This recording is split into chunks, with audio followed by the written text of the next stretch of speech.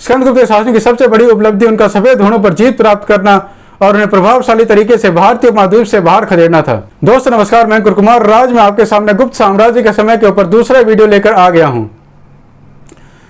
गुप्त साम्राज्य के प्रथम सम्राट चंद्रगुप्त प्रथम ने सोने के सिक्कों का निर्माण करवाया और उन सोने के सिक्कों को राज्य विस्तार के लिए इस्तेमाल किया। सम्राट चंद्रगुप्त प्रथम को महाराजधिराज की उपाधि प्राप्त है, इसीलिए इन्हें गुप्त साम्राज्य का असली संस्थापक भी माना जाता है। सम्राट चंद्रगुप्त प्रथम का शासनकाल 320 सी से लेकर 335 सी का रहा है और सम्राट चंद्रगुप्त प्रथम के शासन के समय गुप्त साम्राज्य की सीमाओं को उत्तर में प्रयागराज तक और पूर्व में आधुनिक बांग्लादेश तक फैला दिया गया था। सम्राट चंद्रगुप्त प्रथम का विवाह लिच्छवी राजकुमारी कुमार देवी से किया गया था। सम्राट चंद्रगुप्त प्रथम ने सोने के सिक्कों का निर्माण करवाया और उन सोने के सिक्कों पर चंद्रगुप्त प्रथम का और लिच्छवी राजकुमारी कुमार देवी का चित्र छपवाया हुआ था।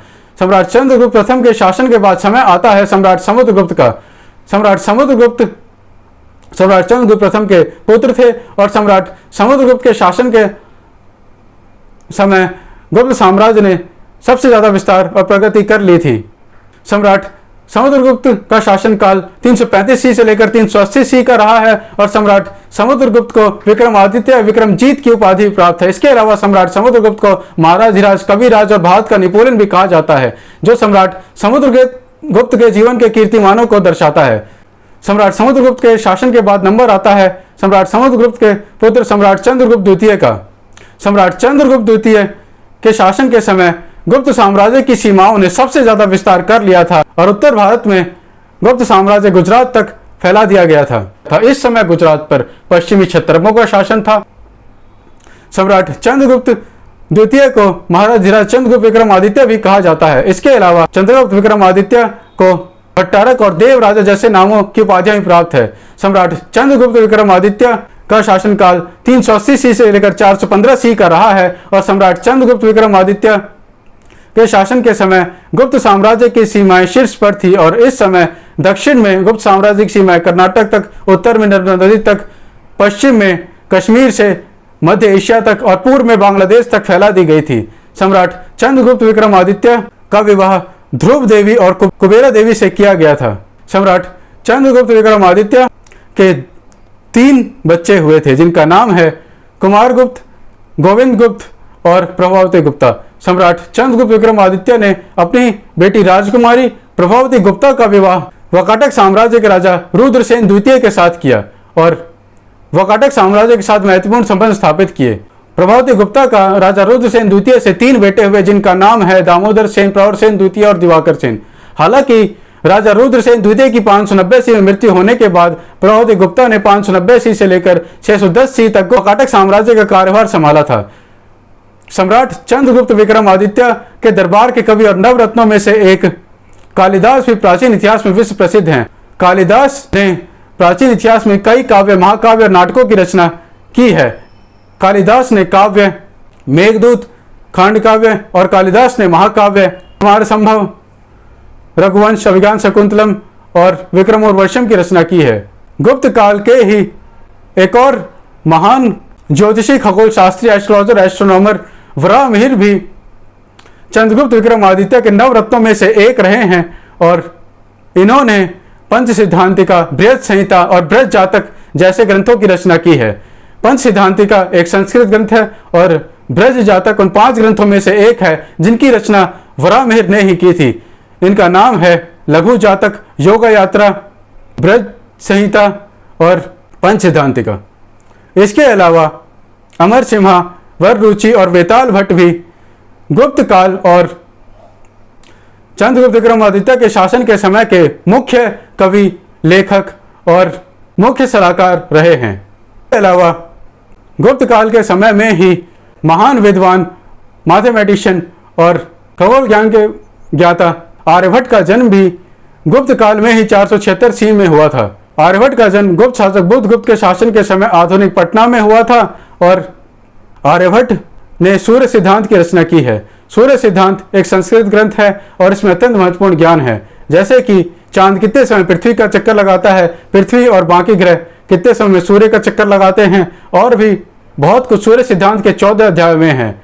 वर्तमान समय में भारत के महाराष्ट्र राज्य के पुणे जिले के विश्वविद्यालय में आर्यभट्ट की एक मूर्ति खड़ी की गई है। इस विश्वविद्यालय का नाम international centre for astronomy and astrophysics है। गुप्त शासकों की सूची में अगला नाम आता है कुमारगुप्त प्रथम का। जैसा कि मैं आपको बता चुका हूं कि कुमारगुप्त प्रथम ने नालंदा विश्वविद्यालय का निर्माण करवाया था और कुमारगुप्त प्रथम का शासनकाल 415 सी से लेकर 455 सी का रहा है और कुमारगुप्त प्रथम के पिता का नाम चंद्रगुप्त द्वितीय और माता का नाम ध्रुव देवी था।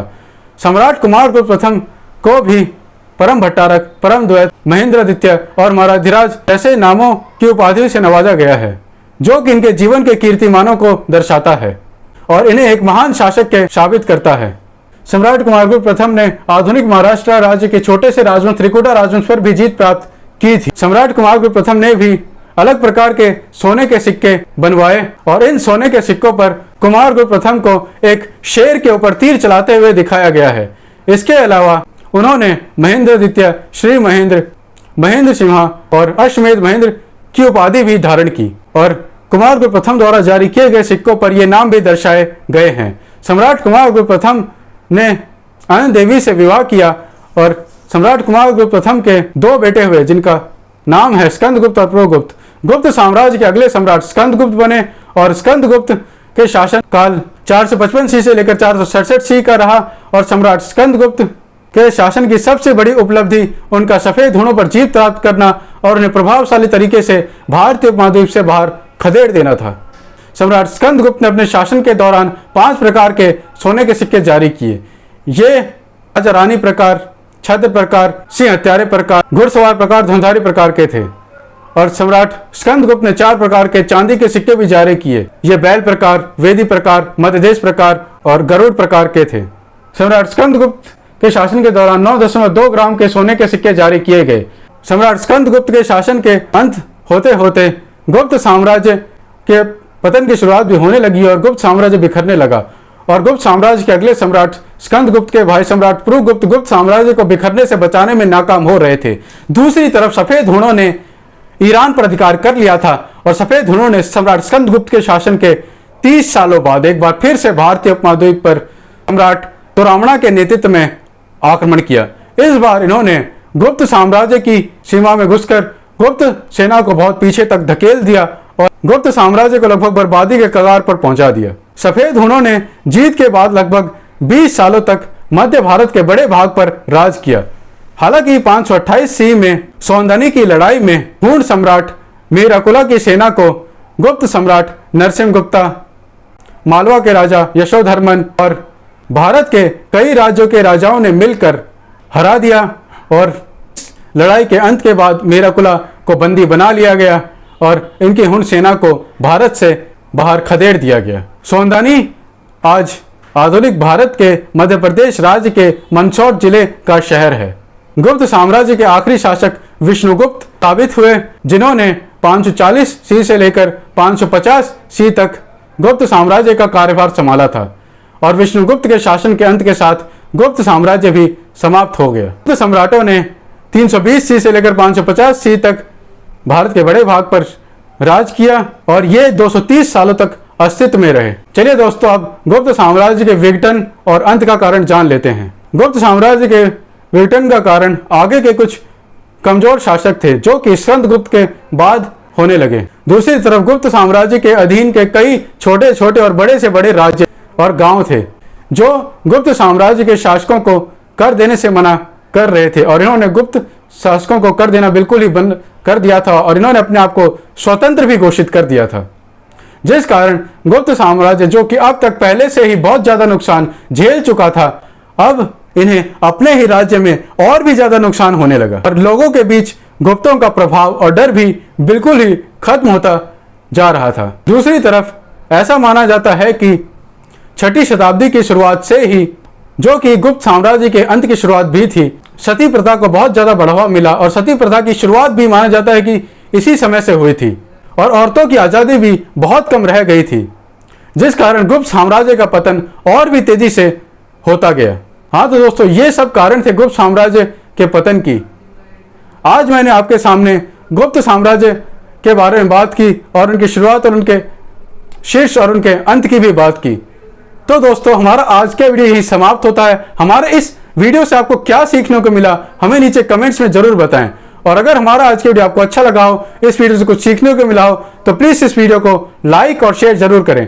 और हाँ, चैनल को सब्सक्राइब करना और नोटिफिकेशन बेल दबाना भी ना भूलें, ताकि आपको आगे आने वाले वीडियो के अपडेट्स ऐसे ही मिलते रहें। धन्यवाद दोस्तों, अपना ख्याल रखें, अपने परिवार का ख्याल रखें और ऐसे ही देखते रहें मेरा चैनल डिवाइन हिस्ट्री। धन्यवाद।